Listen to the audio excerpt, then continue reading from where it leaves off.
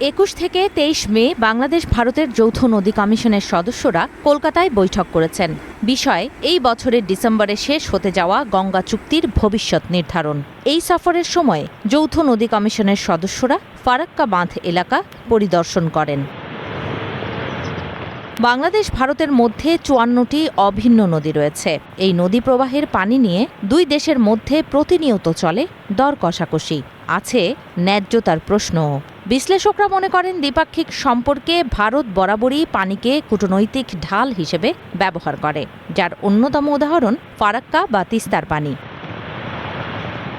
ভারতের পশ্চিমবঙ্গের গঙ্গা নদী বাংলাদেশে এসে রূপ নিয়েছে প্রমত্তা পদ্মায়। উজান থেকে আসা এই নদীর পানি প্রবাহে বাধার অন্যতম নাম ফারাক্কা বাঁধ।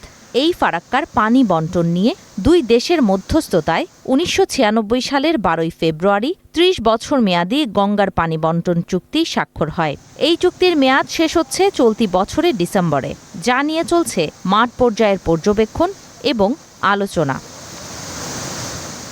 সম্প্রতি দিল্লিতে বাংলাদেশি সাংবাদিকদের সাথে মতবিনিময়ের সময় ভারতের পররাষ্ট্র সচিব বিক্রম মিশ্রি বলেন, ন্যায্যতা ও জলবায়ু সহনশীলতার ভিত্তিতে গঙ্গার পানি বণ্টন চুক্তি দুই দেশের সম্পর্ক পুনর্গঠনের জন্য প্রথম পরীক্ষা।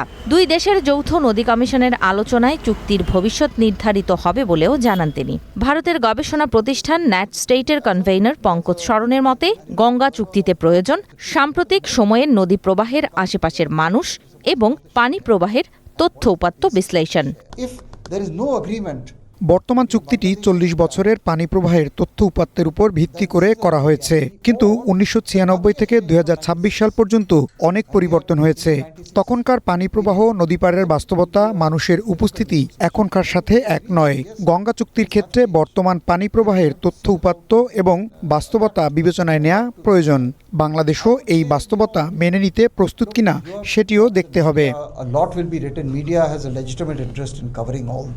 সাবেক নদী কমিশনের চেয়ারম্যান বলছেন, গঙ্গা চুক্তি নবায়ন বা নতুনভাবে করার ক্ষেত্রে ন্যূনতম সময় সরকারের হাতে নেই। এই চুক্তি নিয়ে সরকারের চ্যালেঞ্জ অনেক বড় বলে মনে করেন তিনি। এই চুক্তিটা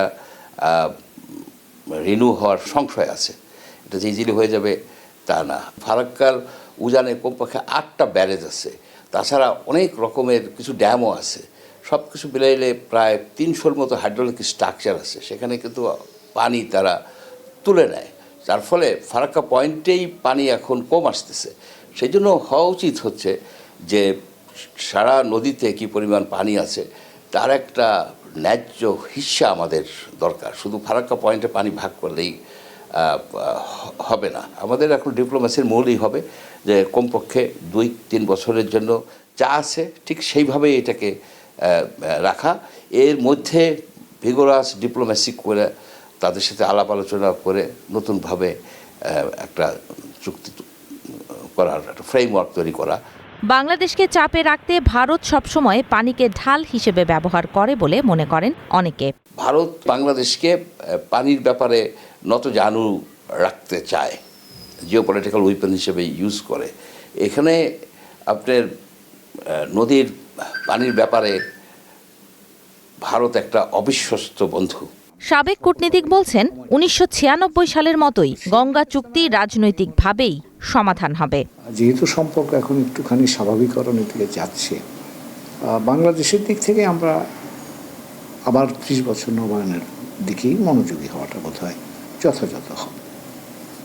আলোচনা ইতিমধ্যে টেকনিক্যাল পর্যায়ে হচ্ছে, কিন্তু at the end of the day এই চুক্তিটা পলিটিক্যালি ডিসাইডেড হবে এবং 96 সালেও তাই হয়েছিল, আমার ধারণা এবারও তাই হবে।